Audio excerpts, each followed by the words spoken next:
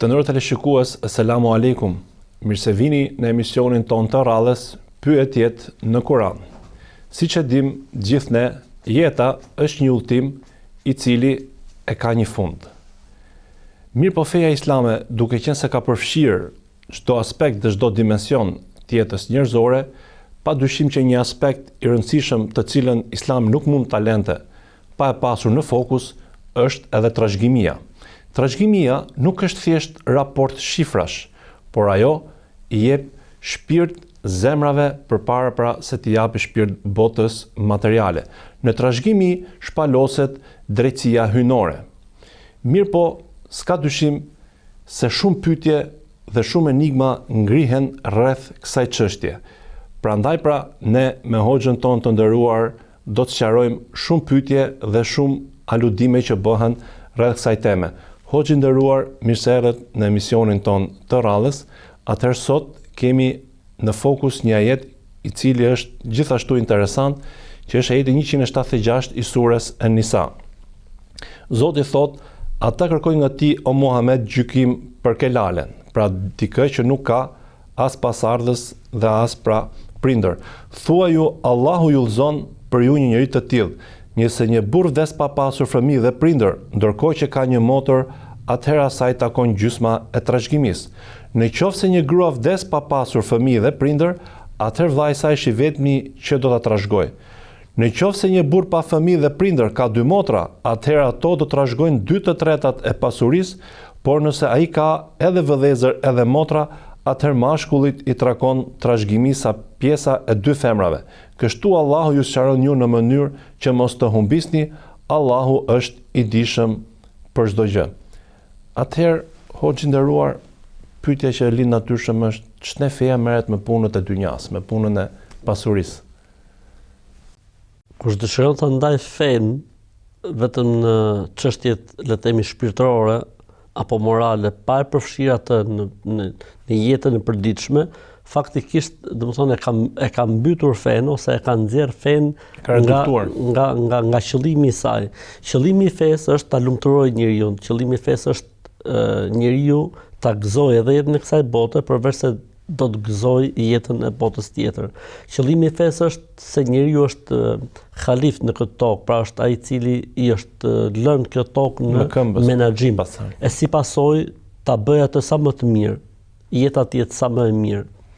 Kështu që feja përfshin çdo kapilar të jetës, si në këtë botë dhe në botë tjetër. Feja është sistem, mënyrë të jetuarit. Pra nuk është feja që falu dhe pastaj ti bëu laik. Jo, s'ka lidhje. Feja është falësh, lutesh, po edhe të jetosh sipas rregullave dhe ligjeve të fesë. Kështu që domethënë për këtë arsye, domethënë, siç e thatë edhe ju, feja ka përfshirë në vetvete dhe rregullat jo vetëm të kësaj bote, po edhe çfarë ndodh me njeriu mbas vdekjes, po edhe çfarë duhet bëjmë me pasurinë e njeriu, që quhet trashëgimia, dhe kush e meriton më shumë të këtë lloj pasurie. Abaukum au abnaukum la tadruna ayyuhum aqrabu lakum nafa'a. Prindërit apo fëmijët ju nuk e dini se kush është më i dobishëm për ju. Për këtë arsye i ka dhënë fëmijëve pjesë nga pasuria, i ka dhënë dhe prindërve pjesë nga pasuria. Mirëpo fëmijëve ju ka dhënë më shumë se sa u ka dhënë prindërve, sepse thot Zoti e din më së miri se kush është më i dobishëm për ju. Pra, çdo gjë ka urtësinë e vet. Ndarjet i kanë urtësinë e vet, domethënë Zoti i Madh i ka ndarë gjërat në atë formë që gjithë secili të marrë hakun e vet, por edhe domethënë njeriu, domethënë të përfitojë ai i vdekur nga kjo që po shpërndajnë dhe po përfitojnë të gjallët. Pra mos të reduktohet. Ka dhe gjë tjetër interesante, domethënë që njeriu domethënë në Islam gjen edhe detajet më, le të themi, më interesante të zhvillimit të mënyrave apo të llojeve të trashëgimisë. Pa nuk ka lënë, domethënë, ndonjë rast pa u sqaruar, dhe është i vetmi, le të themi, ose e vetmja fushë ku Islami ose Kurani futet në detaje që nuk është futur në asnjë lloj detaje tjetër. Për shembull, thuhet në Kur'an që duhet falemi. Përmenden në Kur'an 5 vaktet, por nuk përmenden detajet. Kur hyn kohët e falës nuk përmenden. Sa rekat falë nuk përmendet. Çfarë thuhet në falë? Ndërkohë që trashëgimia është përmendur me detaje.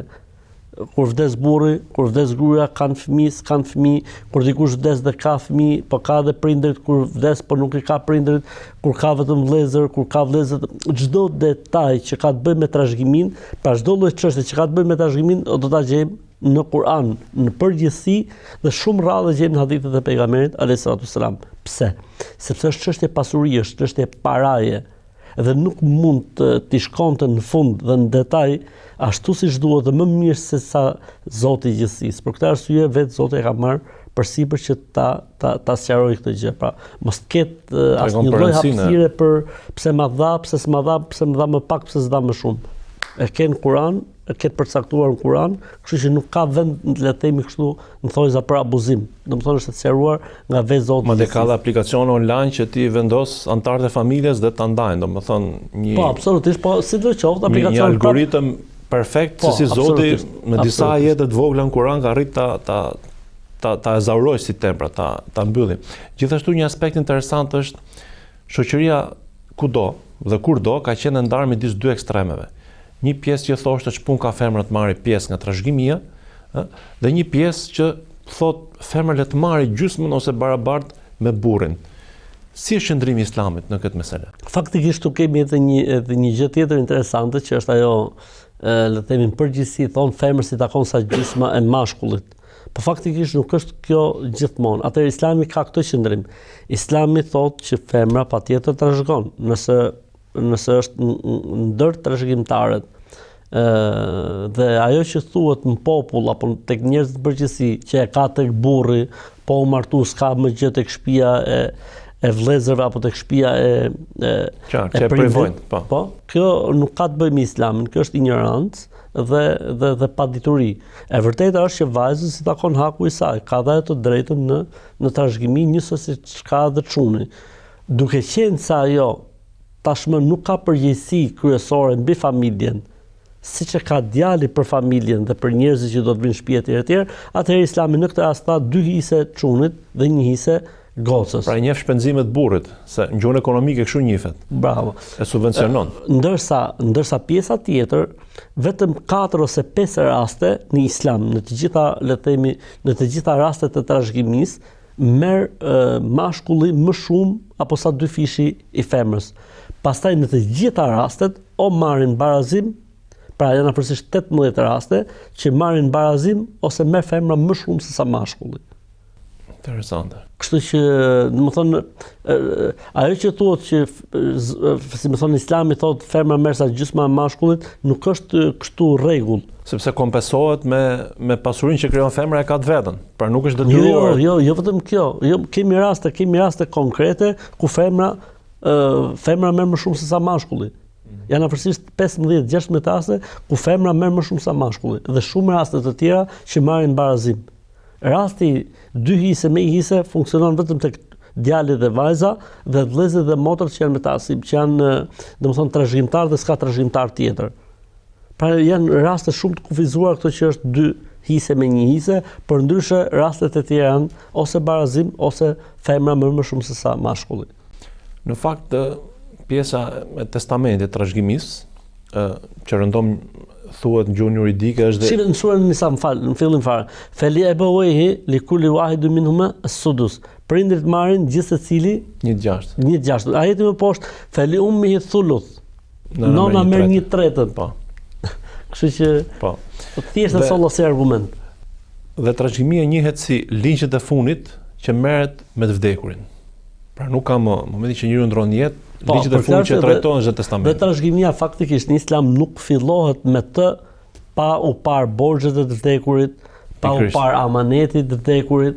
Pra shihen disa gjëra, shihet testamenti i të vdekurit, nëse është i saktë apo jo, dhe pastaj mbarojnë gjitha këto, pastaj futemi tek ose fillon ligji i ndarjes dhe i trashëgimisë. Dhe duke qenë në tillë, normalisht ka shumë padrejtësi.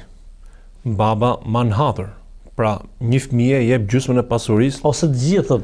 Sepse ky i ka marrë pleqt për shembull. Ky ka marrë pleqt. Fëmijës që ka marrë prindërit për shembull. Ose para se të vdesi.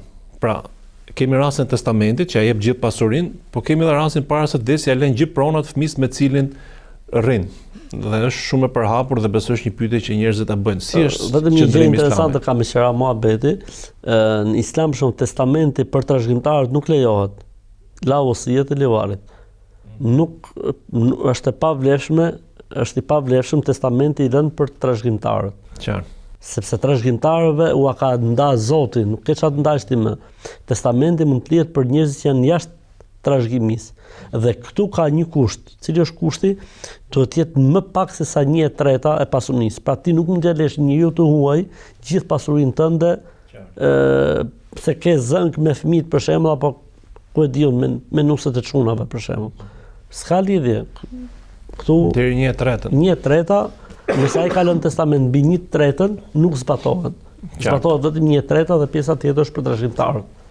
Për të kthyer pak më konkretisht tek ajetin fjalë. Është e çuditshme se si Kurani merret dhe me detaje, siç e thatë dhe ju, dhe një rast është pra rasti konkret El Kelale. Po. Kush është El Kelale? Atë El Kelale quhet personi i cili vdes dhe nuk ka rënjë dhe nuk ka deg. Kështu e thënë le të themi në gjuhën terminologjike. As prindër as pasardhës. Po nuk ka as, si më thon, pararendës, pra nuk i ka prindrit gjyshis të gjysh, nuk i ka, po nuk ka edhe fëmijë apo fëmijë të fëmisë apo nuk ka, domethënë. Si më thon, është njëri i shkëputur ose njëri i kputur ose fillikati. Fillikati ka edhe trajtimin e vet. Çfarë bëhet me të, domethënë? Sepse në përgjithësi fjala trashëgimi kupton rënjët ose degët. Kurse këtu e kemi pa rënjë dhe pa deg. Ky si trajtohet? Dhe Zoti Imam, Zoti i Gjithësisë e trajtoi El Kelale në të dyja situatat. El Kelale, ai fillikati pa rënjë dhe pa deg, kur ka vëllezër dhe motra nga nëna, dhe fillikati pra që nuk ka trashëgimtar, por ka vëllezër dhe motra nga babai ose nga nëna dhe babai. Atëherë këtu për këtë arsye kemi, po ta shohim surën Nisa, është përmend 2 herë El Kelale, është përmend një herë në fillim të surës, wa in kana rajulun yurithu kelalatan aw imra'atun falaha wa lahu akhun aw ukhtun falikulli wahidin minhuma as-sudus wa in kanu akthar min dhalika fahum shuraka'un fi thuluth. Ajeti në fillim. Pra, dhe nëse dikush është fillikat pa trashëgimtar dhe ka dhe ka le të themi ka lënë vëlla ose motër i takon 1/6 dhe nëse janë më shumë vëllezër dhe motra, ata janë ortak në 1/3. Ajeti i parë, kurse ajeti jon këtu thot yes'aluna kanil kelale, ndërkohë që ka një motër fil kelale. Të pyesin ty o Muhammed për fillikatin. Thuaj, Zoti do të asirojë çështjen e fillikatit. Nëse njëri ka vdekur pa pasur fëmijë dhe prindër, është kelale pa pasur trashëgimtar dhe ka lënë vëllezër, ndërkohë që ka një motër, thot, asaj takon gjysma trashëgimisë. Nëse ka lënë një motër, asaj takon gjysma. Nëse është më shumë se një motër, i takojnë këtyre motrave, i takon. Në qoftë se është një grua, thot, vdes pa pasur fëmijë dhe prindër, atëherë vllai i saj që vetëm që do ta trashëgoj. Në qoftë se një burr. Një sekond. Atëherë, seruam kur janë vëllezër për vëllezër dhe motra për nën. Pra marrin 1/6 nëse janë tek, 1/6, nëse janë më shumë se një vëlla dhe motër, pra nuk kemi këtu në rastin e parë, nuk kemi vëllezër dhe motra nga babai dhe nëna, ose nga babai, një person fillikat dhe nuk ka prej njerëzve vetëm se vëllezër nga nëna.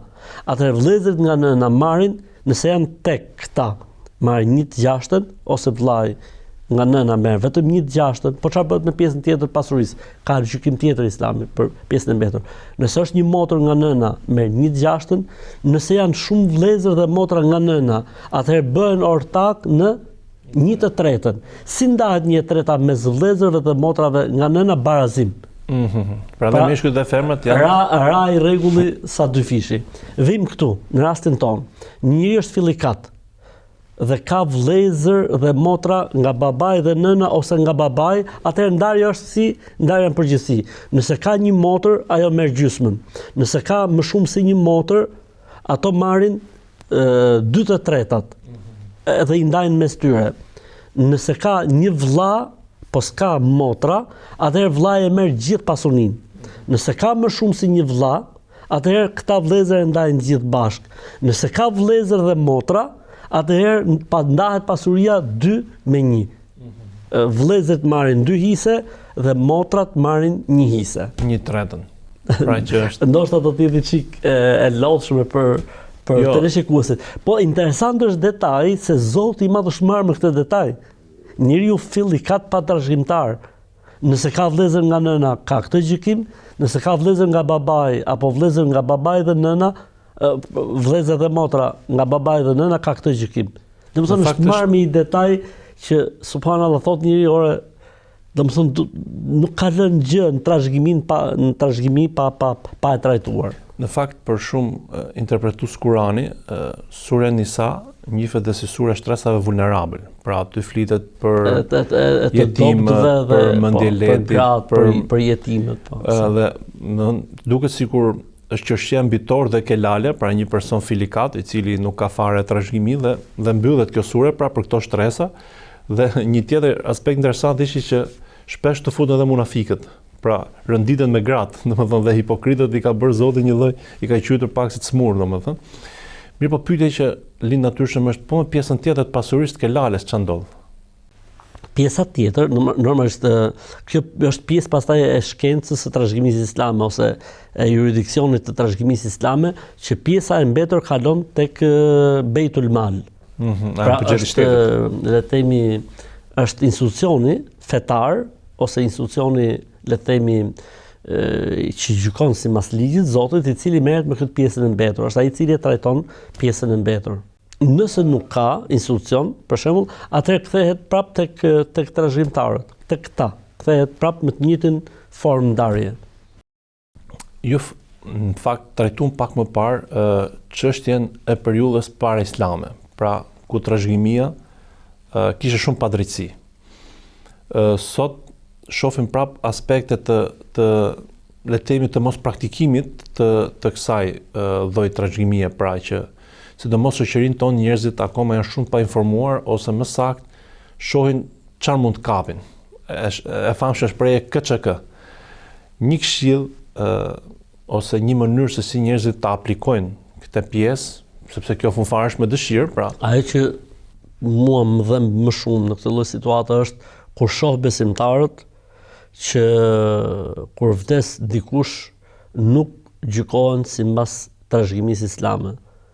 Rendin nëpër dyert e gjykatave, bëhet zhurmë me njerëz, domethënë, cilët mundohen të përfitojnë nga ligji laik për interesat e tyre materiale personale.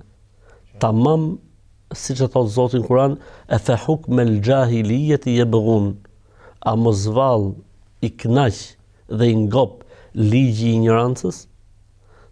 Wa man ahsanu min Allahi hukman li qaumin yuqinun. Nuk ka ligj më të mirë dhe rregull më të mirë se sa ligji dhe rregulli i Zotit për ata që janë me të vërtet besimtar. Dhe këtë ne e hasim, subhanallahu, në disa lloj situatash, siç është rasti i divorcit, siç është rasti i trashëgimisë, nuk vren besimtarja apo besimtarja fare se çfarë thot Zoti për këtë gjë. Po intereson si të fitoj materialisht, ndërkohë që i thu vetes besimtar. Dhe shqyr Zotit, ne jetojmë në një kohë që kjo gjë mund të zgjidhet dhe ligjërisht.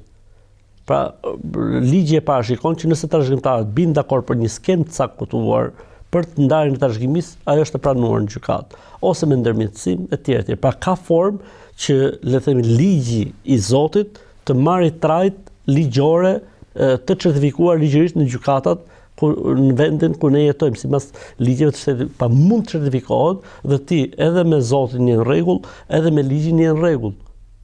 Mirë, po të përdorësh, domethënë, laicitetin për interesa personale dhe të hedhësh mas shpine ligjin e Zotit, kjo pastaj ka një handicap shumë të madh, ka diçka që këtu nuk shkon, domethënë.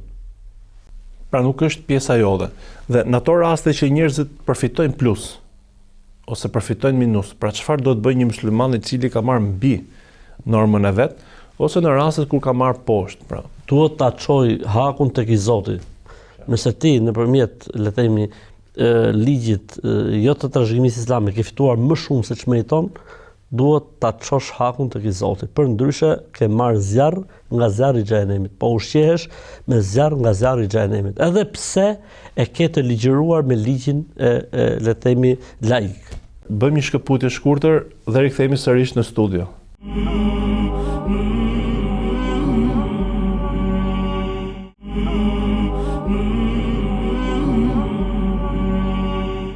Ja pra kur rikthyem sërish në studio. Atëherë hoxhë nderuar, ajeti në fjalë pra që ne po trajtojmë, padyshim që i bën në fund të surës An-Nisa. Pse Zoti ka sjell këtë rast, pra nëse ajetet e trashëgimisë i ka përmendur në fillim të surës, në rastin konkret kjo ka ardhur në fund të surës. Pra pse kjo lloj zhvendosje? Bukur, sikur po na thotë Zoti mos harroni se këto çështje të trashëgimisë janë shumë të rëndësishme dhe si më thën duhet të kushtoni rëndësi të veçantë. Pra në përgjithësi njerëzit fillikat nuk merren seriozisht. Edhe nga që nuk ka përgjegjës që kërkojnë hakun e tyre, se në rast se është dikush që ka vdekur dhe ka djem apo vajza, menjëherë ngrihet situata dhe pluhuri e gjitha. Kurse ky është fillikat, kush do ta kërkojë apo kush mund të merret me të? Atëherë Zoti e veçoi edhe një për rëndësinë që ka ngjarja ose rasti, dhe e dyta për të na dhënë edhe një herë me kuptues që çështja e trashëgimisë nuk duhet lënë masdore, vazhdimisht duhet angazhohemi me të, duhet merremi me të, nuk është një çështje që trajtohet një herë dhe mbyllet, po duhet të jetë pjesë e jetës vazhdimisht, duhet të jetë pjesë e trajtimeve, duhet të jetë pjesë e ligjit. Për këtë arsye për gjëra të bukura që thuhet për shkencë, për ligjin e trashëgimisë islame, thotë dia e parë që do të ngrihet nga toka, siç e ka thënë në Rahabie, është një vjersh që flet për trashëgiminë islame, wa annahu awwalu ilmin yurfa'u. Do të jetë dia e parë që do të ngrihet nga toka. Për këtë arsye edhe ndër sahabët, përse Zeid ibn Thabit i ka qenë, si më thon, një nga sahabët më të dalluar në çështjet e trashëgimisë islame. Pra, edhe ndër hoxhallarët sot për shembull nuk i gjen dot të gjithë hoxhallarët të shquar në çështjet e trashëgimisë. Janë disa prej tyre që janë që njohen si më thon më njohës në detajet të trashëgimisë islame. Në fakt duket sikur pjesë e trashëgimisë zgjidh atë, le ta themi, nyjen gordiane të monopolit pasurisë. Pra shpesh shohim disa njerëz të cilët e majnë pasurinë edhe pse kanë shumë, mund të jenë biznesmen të fuqishëm, mund të jenë tregtar, dhe duket sikur kjo dispozit apo ky kod, le ta themi kështu, e zgjidh të nyje gordiane dhe bën një shpërndarje drejt pasurisë, pra tek pasardhësi, siç e thatë edhe ju. Biles Islami është fuqizon nëse ai merr vendim që ta dhurojë gjithë pasurinë tek një person i largët, tek një institucion, pra duke mos i lënë pasardhësit, le të themi, sërish filikat apo duke lypur. Dhe ju thatë që është shumë e rëndësishme pra pjesa e trashëgimisë, por si ti ndërgjegjësojmë njerëzit, brezat, sepse ju thatë që do ngrihet, më fakt kjo duket sikur është ngritur dhe sikur nuk madje njerëzit as nuk pyesen më fare se si ndodh, domethënë kjo lloj pjese. Faktikisht kjo është detyra jonë, pastaj si mësuesit e fesë, si hoxhallar, si njerëz që na shlën ky amanet mbi supe, që kjo gjë vazhdimisht duhet përmendur dhe duhet, siç flasim për namazin, siç flasim për agjërimin, siç flasim për zakatin, duhet flasim edhe për pjesën e trashëgimisë. Patjetër duhet të jetë, domethënë, pjesë e ligjërimeve, e ligjëratave, e hutbeve, duhet patjetër vazhdimisht. Dhe duhen orientuar njerëzit në rast të vdekjes, duhen orientuar që keni kujdes që çdo gjë të ndahet sipas trashëgimisë që e ka përmend Zoti në Kur'an. Trashëgimia është një amanet apo thjesht një dispozit ligjore, një procedurë që do bëhet? Janë të dyja bashkë, është amanet i Zotit për ne, është amanet i joni për njëri tjetrin që ta çojmë hakun tek i Zoti, edhe dispozit ligjore, pra me kuptimin që ty ligjërisht të takon ajo që e ka përmend Zoti, ty ligjërisht nuk të takon ajo që po kërkon, nëse ty nuk të takon sipas asaj që ka thënë Zoti. Pra i ka të dyja bashkë. Dhe në fakt se trashëgimia është simptom me një ndoshta problemi shumë më të madh që mund të kenë njerëzit në raport me pasurinë dhe paranë. Pra dhe si qëndron, le të themi tani, amaneti apo përgjegjësia kundrejt paras e muslimanit. Jo, pjesa e paras apo pjesa e materis është sprova jonë, si ummet. Innema ju'ila fitnatu ummeti fil mal. Ummeti im është i sprovuar tek paraja, tek pasuria, pra me kuptimin kjo është një pjesë e sprovës madhe tonë. Për këtë arsye, ne duhet shohim burimin e fitimit. Në momentin që ti e merr pa e merituar një trashëgimi të caktuar, një pronë të caktuar, një paratë të caktuar, është njësoj sikur ta vjedhësh. Pra nuk është haram vetëm vjedhja, kur ti e merr diçka që nuk të takon në trashëgimi, edhe po ta llan, se e thotë morë dhe shun ligjërisht, edhe po ta llan nëse s'është e jotja. Ka një rregull të bukur, jo vetëm ligji laik, po edhe ligji islam thotë hukmul qadi la yuhillu haraman wala yuharrimu halalan, la yuhaqqiqu batilan wala yubtilu haqqan. Ligji i qadiut, gjykimi i qadiut dhe gjykatësit nuk e bën halalin haram, as haramin halal, dhe nuk e bën të merituarën të pamerituar dhe të pamerituarën të merituar. Pra gjykatësi çfarë ndodh? Gjykatësi gjykon në bazë të provave që ka përpara. Ti je i sigurt që gjykatësi po ta jep padrejtisht. Ti ke manipulu provat. Fjala e gjykatësit që kjo gjë takon ty dhe gjykimi i tij dhe vendimi i tij se kjo takon ty, faktikisht nuk ta bën të lejuar te Zoti. Pra ne gjykatësi suprem Malik Yawmi, domethënë që pra domethënë nuk është gjithçka vendimi i gjykatësit. Neve na ka ndodhur për shembull kur bëjmë arbitrim. Për unë gjithmonë kur arbitroj, kur gjykoj mes njerëzve, marr dhe një hoxh tjetër. Edhe ju themi këtë gjë, or ne po flasim në bazë të fakteve që na keni sjell. Ama ju duhet dini diçka, nëse dikush po na manipulon, ta di se Zoti nuk e manipulon dot.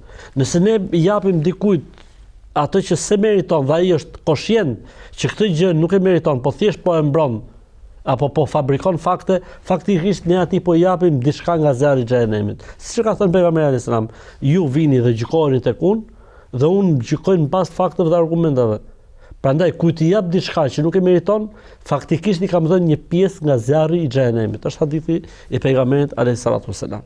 Dhe mbyllja mbylljes, pra ky është ajeti për mbyllës, por mbyllja thot Allahu ju shëron juve në mënyrë që mos të humbisni, Allahu është i dijshëm për çdo gjë. Është ka gjë të bukur këtu nga gjuhë arabe, thotë yubayyinu Allahu lakum an tadhillu.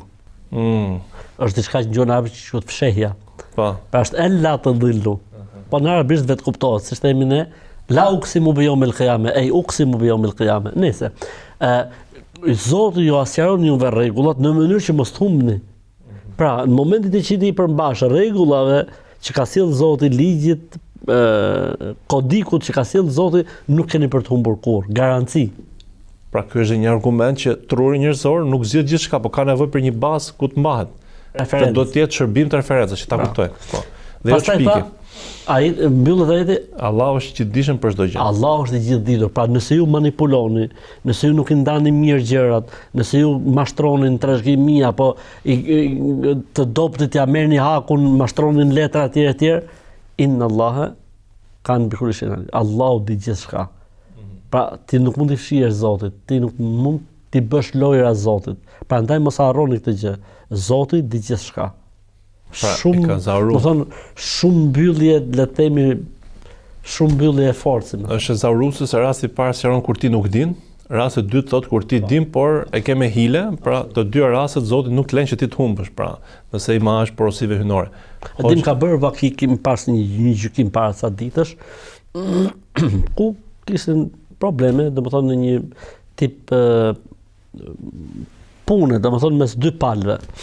Edhe erdhi puna tek betimi. Betimi është kur s'ka argument, pala akuzuese dhe pala tjetër me që ju nuk keni fakt, provë, atëherë lirohet pala tjetër me një betim. Edhe e bëri betimin ai zotnia siç ja tham ne, le të themi atë formulën e betimit. Dhe subhanallahu më morin telefon më mbrapa, ishte bërë shumë keq.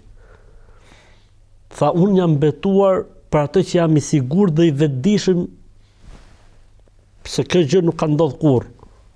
Mirë po tha, ka filluar një lloj dyshimi, po si kur?